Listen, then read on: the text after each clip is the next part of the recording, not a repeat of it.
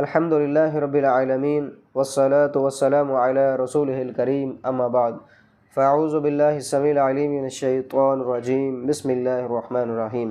جیسا کہ آپ کو معلوم ہے کہ اللہ رب العالمین نے آل ابراہیم کی ایک شاخ بنی اسرائیل کو جو دنیا کی امامت عطا کی تھی، پھر ان کی سرکشیوں اور ان کی بغاوتوں کی وجہ سے اللہ تعالیٰ نے ان سے یہ منصب چھین لیا۔ اس دوسرے پارے میں سورۃ البقرہ کا جو حصہ بیان ہوا ہے، مضامین کے اعتبار سے 3 بڑے حصوں میں تقسیم کیا جا سکتا ہے۔ پہلا حصہ اس زمین کی خلافت اور امامت عالم کے منصب کی تبدیلی، اور دوسرے حصے میں مسلم معاشرے اور اسلامی تہذیب سے تعلق رکھنے والے احکامات اور مسائل بیان ہوئے، اور تیسرا حصہ یہ ہے کہ مسلمانوں کے خاندانی معاملات سے متعلق ہدایات دی گئی ہیں، اس لیے کہ اگر گھروں کا نظام بگڑ جائے تو معاشرہ برباد ہو جاتا ہے۔ البتہ اس بارے میں بنیادی طور پر 4 باتیں بیان کی گئی ہیں۔ نمبر 1 تحویل قبلہ، نمبر 2 آیت بر اور ابواب بر، نمبر 3 تعاون کا قصہ، اور نمبر 4 طالوت کا واقعہ۔ اس پارے کے شروع میں بتایا گیا کہ امامت عالم کے اس عظیم منصب پر حضرت ابراہیم علیہ السلام کی دوسری شاخ بنو اسماعیل یعنی محمد صلی اللہ علیہ وسلم اور آپ صلی اللہ علیہ وسلم کی امت کو سرفراز کر دیا گیا، اور اس منصب کی تبدیلی کی بڑی نشانی یہ ہے کہ امت محمدیہ کا قبلہ تبدیل کر دیا۔ یہ اللہ رب العالمین کی طرف سے مسلمانوں پر یہ ذمہ داری ہے کہ یہ منصب، چونکہ قبلہ اول یعنی مسجد اقصیٰ کی تعمیر بنی اسرائیل کے سربراہ سیدنا یعقوب علیہ السلام نے کی تھی، اور بنی اسرائیل نے اسے ذاتی اور خاندانی جگیر سمجھ رکھا تھا، تو اللہ تعالیٰ نے اس قبلہ اول کو ختم کر کے بیت اللہ کو قبلہ بنا دیا، اور یہ بیت اللہ حضرت اسماعیل علیہ السلام نے تعمیر کیا۔ یہ دونوں باتیں تورات کے اندر بھی موجود ہیں، لیکن اس کے باوجود وہ اپنی حرکتوں سے باز نہ آئے۔ نبی کریم صلی اللہ علیہ وسلم مکہ مکرمہ میں رہتے ہوئے نبوی زندگی کے 13 سال تک، اور ہجرت کے بعد مدینہ میں بھی تقریباً 16 یا 17 مہینوں تک مسجد اقصیٰ کی طرف منہ کر کے نماز ادا کرتے رہے۔ پھر اللہ تعالیٰ نے اپنے وعدے کے مطابق قبلہ تبدیل کر کے مسلمانوں کے لیے بیت اللہ کو قبلہ قرار دے دیا۔ اور جو اس پارے کے بنیادی طور پر 5 پوائنٹ بیان کیے گئے تھے، اس میں دوسرا پوائنٹ یہ تھا کہ آیت بر اور ابواب بر۔ آیت بر اور ابواب بر یہ کیا ہے؟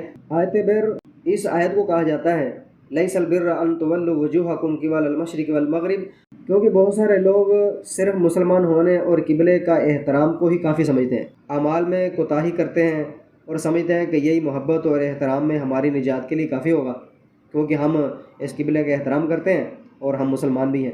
حالانکہ نجات کا ذریعہ ہمارے اعمال کے اوپر ہے کہ ہم اعمال کریں گے، نیکیاں کریں گے تو ہی ہماری نجات ہو سکتی ہے۔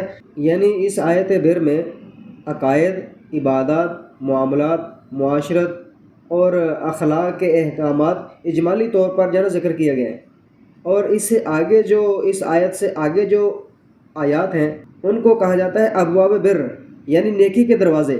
تو ابواب بر کے حوالے سے جو ایک لمبی تفصیل اللہ تعالیٰ نے اس صورت کے اندر بیان کی ہے، جیسے کہ ان کی تفصیل یہ ہے: صفا مروہ کی سعی کرنا، مردار، خون، خنزیر کا گوشت اور غیر اللہ کے نام پر ذبح کرنا، ان کی حرمت بیان کی گئی ہے۔ پھر قصاص، وصیت، روزے، اعتکاف، حرام کی کمائی، قمری تاریخ، جہاد، حج، انفاق فی سبیل اللہ، ہجرت، شراب، جوا، مشرکین سے نکاح، حیض میں جمع کرنا، الا کیا ہوتا ہے، طلاق، عدت، رضاعت کے مسائل، مہر کے مسائل، حلالہ کیا ہوتا ہے، یہ تمام مسائل اللہ رب العالمین نے اس پارے کے اندر بیان کیے ہیں، انہیں کہتے ہیں ابواب بر۔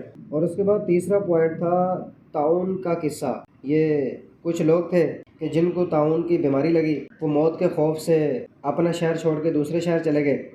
اللہ تعالیٰ نے 2 فرشتوں کو بھیج کر انہیں موت دے دی، تاکہ انسانوں کو پتہ چل جائے کہ موت سے کوئی بھاگ نہیں سکتا، موت سے کوئی بچ نہیں سکتا۔ کچھ عرصے بعد اللہ تعالیٰ نے انہیں دوبارہ زندہ کر دیا۔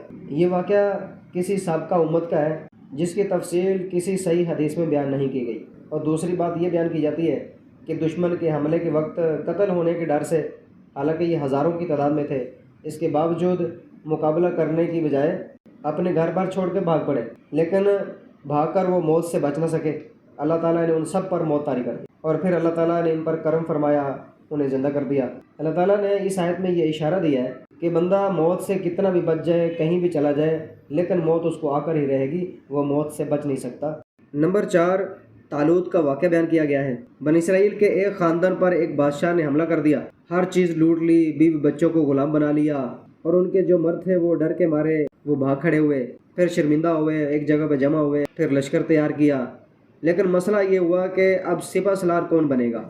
फिर किसी दूसरे इलाके के नबी के पास गए कि अल्लाह के हुक्म से हमारा कोई सिपा सलार मुकर्रर कर दीजिए। तो उस नबी ने एक गरीब ख़ानदान के एक फ़र्द तालूत को उनका बादशाह मुकर्रर कर दिया और उसको सिपा सलार बना दिया। उन्होंने कहा कि ये तो ये गरीब है, ये हमारा कैसे बादशाह बन सकता है, किसी अमीर शख्स को बनाइए। तो उस नबी ने कहा, इन अल्लाह कद बअसा लकुम तालूत मलिकन, कि अल्लाह ताला ने तुम्हारे लिए इसको मुकर्रर किया है, अब तुम इसकी बात मानो। आखिर मजबूरन उन्हें मानना पड़ा। जब तालूत ने लश्कर तरतीब दिया और दुश्मन पर हमला करने के लिए तैयार हुए, तो चूँकि कुछ लोगों ने उन्हें दिल से तस्लीम नहीं किया था, इसलिए अल्लाह ताला ने उनका इम्तिहान लिया। फलम्मा फसल तालूत बिलजुनूदी क़ाल इन्नल्लाह मुब्तलीकुम बिनहर। इस आयत में यह कि अल्लाह ताला ने उनको एक नहर पर ला खड़ा कर दिया, जिसमें अल्लाह ताला ने उनको मना किया था कि भी आपकी आजमाइश होने वाली है, जो इसमें से पानी पिएगा वो अल्लाह का नाफरमान होगा और जो नहीं पिएगा सिर्फ सवाए एक घूंट के तो वो अल्लाह का फर्माबरदार होगा।